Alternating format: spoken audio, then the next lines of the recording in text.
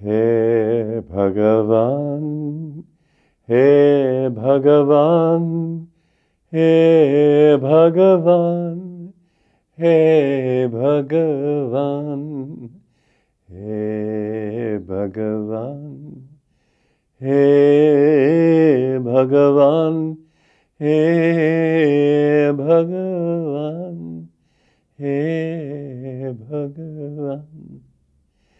He Bhagavan, He Bhagavan, He Bhagavan, He Bhagavan, He Bhagavan, He Bhagavan, He Bhagavan, He Bhagavan, He Bhagavan.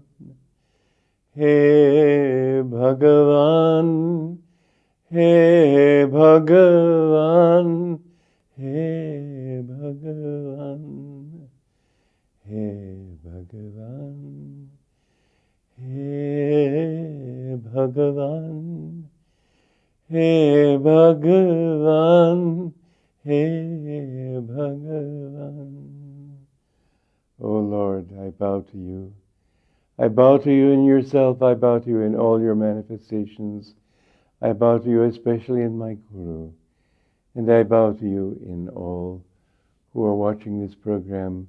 And I pray that that one Lord be manifest in your life, in your consciousness. To love God in all is such a sweetness. It doesn't mean not to love. It means not to want in return.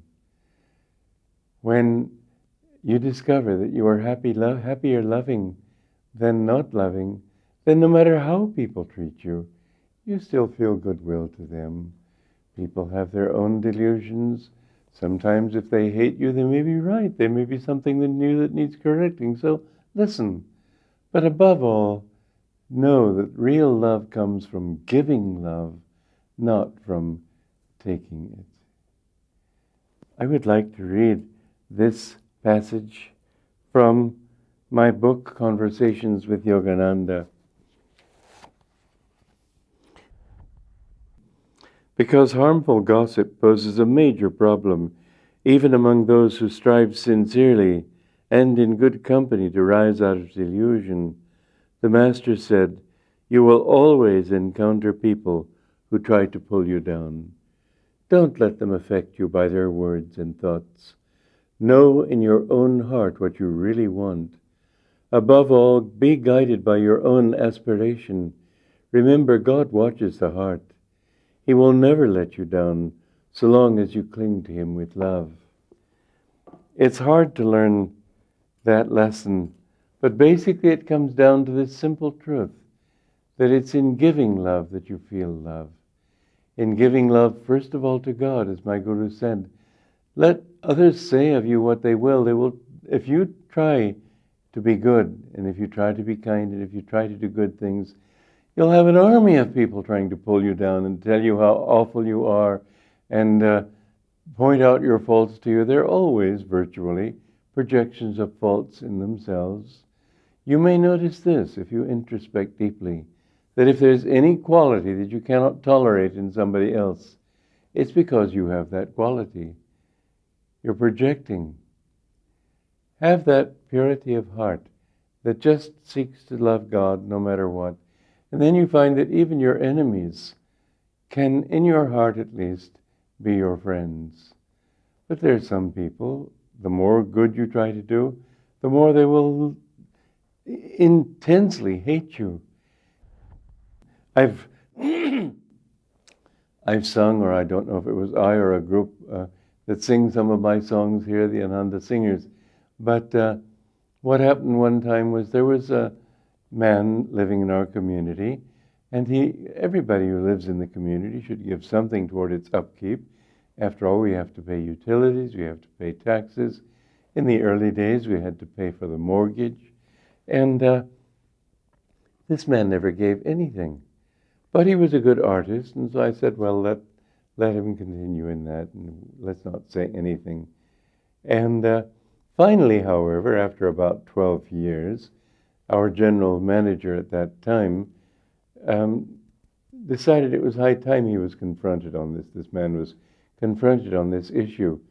And he said, well, why don't you pay something toward the upkeep of this community instead of just living off our kindness and our work? And he said, well, and then he added, and criticizing. And the man said, well, I think it's good for a community to have somebody who criticizes it, keeps it on its toes. And our general manager at the time, he said, well, it may be good for us, but what's it doing for you? And so he said to him, either you pay, it's been a long time now, and I agreed with him, either you pay or you don't belong here anymore. And it was his decision.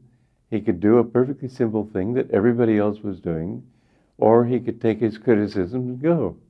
So he took his criticisms and went. And from then on, he was my unrelenting enemy.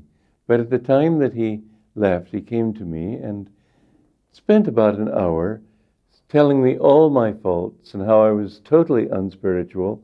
And the only thing I had going for me was that I had a lot of energy, but otherwise I was just totally in delusion. He went on and on and on, thinking that I must be more like what he thought I ought to be. Well, I've done my poor best to serve my guru as he told me to, and I don't need this advice, but I listened and took it inside and thought, is there anything here that can help me?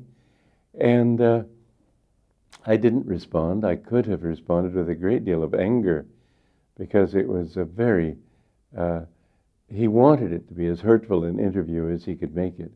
And I didn't respond at all. I think it made him hate me all the more.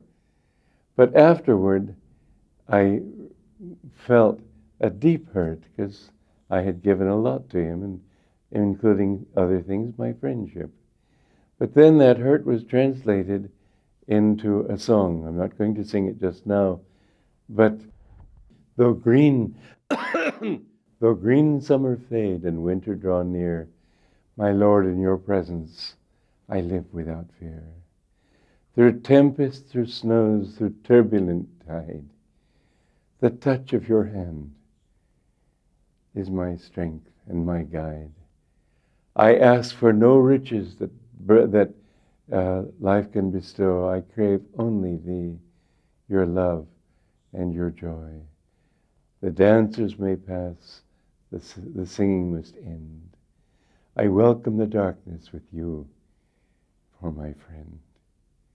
And so I transferred and transformed what could have been a bitter and difficult experience into a very joyful and beautiful one. Remember, you can't determine how the world is going to treat you. You can't determine how others are going to treat you and behave toward you. And sometimes people to whom you have given your love turn against you. That's something you cannot help, because you cannot be responsible for their lives and their conscience or lack of conscience. But you can be responsible for yourself. And I say, why react on other people's wavelength? Determine what yours will be, and then be true to that.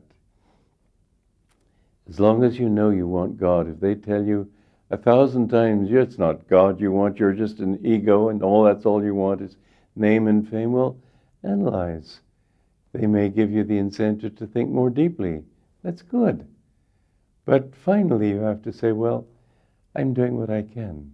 And if I have this to overcome or that to overcome, even if I don't see it, if it's there, okay, I need to overcome it. So what? So who in this world doesn't have something to overcome?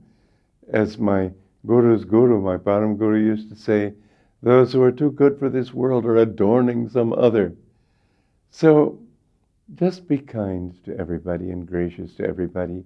Don't let your peace of mind be determined by other people's attitudes. When you can have that, then you will find that sometimes you will be attracted to people who don't think well of you. I've had this quality all my life, and I choose to think it's a good one. Maybe it isn't. But whatever I feel about somebody is never changed by anything they do to try to change that attitude. If I think highly of somebody, Then they talk and work against me, I still think highly of them. Or if I see good reason not to, I don't let that reason be how they treat me. I feel it from inside and I see that I was mistaken, but it isn't influenced by how I'm treated. I just see that, well, I guess I didn't see this or that quality. I still love them as children of God, but I don't have the same feeling toward them of respect for what I thought was a quality of theirs. And this is something that we can all do. And then again, when people suddenly, or in fact at all, feel respect and love and admiration for me, if I don't think well of them, I simply feel the same way. It's not personal. It's not because of their having treated me that way. It's because I see that they have certain things that they really need to develop. So be true to your vision, and when that vision changes, be true to that. Emerson used to say, the American philosopher, a foolish consistency is the hobgoblin of little minds. That people feel committed to some idea if they find that it's wrong, whether about a job to be done or a person or anything, then you don't have to be consistent to prove anything, certainly not to yourself. Just understand that, well, I was mistaken, now I see things more clearly. And later on you may see them in a different way too, but be true, above all, to your own understanding of life. You can never be true to anyone else's. One time some Christian came and tried to tell me that my way was absolutely wrong and his way was the right way. And I tried to show him that, after all paths lead to God. Well, he wouldn't buy any of that. Only one way was right, and that was his own way. And finally, I answered him, look, you may be right and I may be wrong, but I could never be sincere following your way. So I have to be sincere to that which I see. If someday I wake up and realize that you were right and I was wrong, then I will change. But I won't change because that's your opinion. I'll have to go by what I can understand and what inspires me. And I didn't say beyond that, but I could have said, your way doesn't inspire me at all. I cannot be inspired by narrow-mindedness and bigotry and thinking only I am right and everybody else is wrong. I can't be inspired by that, but if God shows me that, in fact, he really is blue and plays a flute and nothing else, if God shows me that for all eternity our destiny is to dance in Vaikuntha with Krishna in the Rasha Lila, okay, I can't imagine a worse hell, not because of Krishna, because I can't imagine a worse hell than being stuck in this ego. I want nothing to do with it. People who tell me they like to be around me, I can't help sometimes saying, but always thinking, my goodness, he's the one person I'm trying to get away from. I wouldn't use the term that some people have used, that rascal. I don't think of myself as a rascal. But I know I'm a sincere person trying his best. But that's all. I don't really want to be anything but what I really am and true to what I really see. And I'm sure that there are levels of truth, and I don't think they're going to make me more narrow. I'm sure there are levels of truth that will expand my consciousness to where I see that, things are much more wonderful than I ever dreamed. God's love is much more wonderful than I was able to feel. His joy is so much more intense, as my guru wrote, beyond imagination of expectancy. These things I can only understand when he reveals it to me. And if and when he does, I would be a fool if I said, no, I know what this is, and go back to my notes as to what my dogma is. No, be always open. And my guru helped me to do that. He helped me to keep an open mind for truth. So that sometimes somebody whom you don't even respect will say something that you really need to know. You know, I used to have a certain feeling towards some people that they just weren't very bright, and what could I possibly learn from them? And one day God gave me a very good lesson. There was some woman who came to me for a discussion, private discussion, and I had to admit to myself, quite frankly, that I did not think she could ever tell me anything. She was saying she wanted to give me some advice. I couldn't think that she could give me any advice that would really mean anything to me, because I didn't really have much respect for her intelligence or her wisdom. But God chose her to give me some advice that I needed, and I was grateful. Don't think, oh, well, who's she or who's he to talk like that to me? Sometimes even in anger, people say things that are valid and they're needed. Listen to everybody. Be open to everybody. And if you do that, you will find that you have joy in everything. In your relations with other people, I never think of myself as teaching people. I think of myself as sharing certain things I've learned, certain things that I have come to feel are so. But I'm perfectly willing to have those who are listening to me come and say, well, I don't agree with you on one point.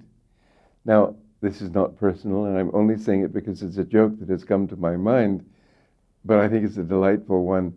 A famous philosopher and psychologist was speaking one time in the West, William James, I think it was, in fact. And he was talking about the vastness of the universe and the world being round, and he used that as an illustration of something or other. But a woman came to him afterwards and she said, Mr. James, you're quite wrong. He said, oh, really? Well, what do you mean? The earth is not round. The earth stands on the back of a turtle. And he said, oh, really? Well, what's the turtle standing on? Another turtle, of course. Well, what is that turtle standing on? Well, she saw the drift of his argument. She said, it's no use, Mr. James is turtled all the way down. Well, he had the good sense, I believe, not to answer him. When people are foolish, don't get into an argument. My guru used to say, fools argue, wise men discuss. So give up your desires, give up attachments, and realize that everything is also and always He. This is what this song is about. I sang it to you, or gave some of the words quite recently. I hope you enjoy it. Joy to you.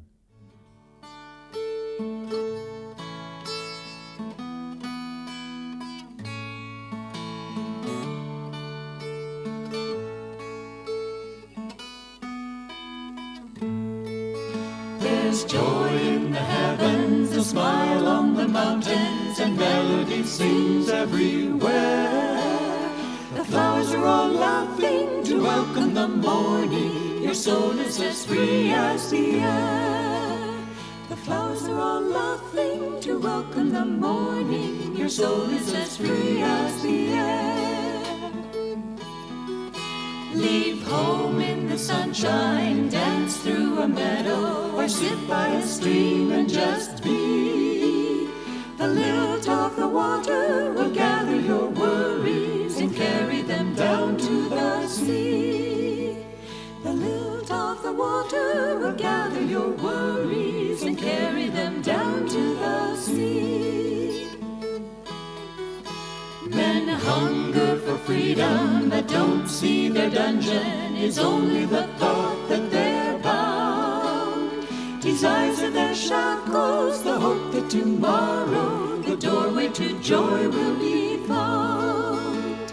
Desires are their shackles, the hope that tomorrow the doorway to joy will be found. There's joy all around us, why wait till tomorrow? We've only this moment to live. A heaven within us is ours for the finding, a freedom no riches can give. A heaven within us is ours for the finding, a freedom no riches can give. There's joy in the heavens, a smile on the mountains, and melody sings everywhere. The flowers are all laughing to welcome the morning. Your soul is as free as the air. The flowers are all laughing to welcome the morning. Your soul is as free as the air. The flowers are all laughing to welcome the morning. their soul is as free as the air.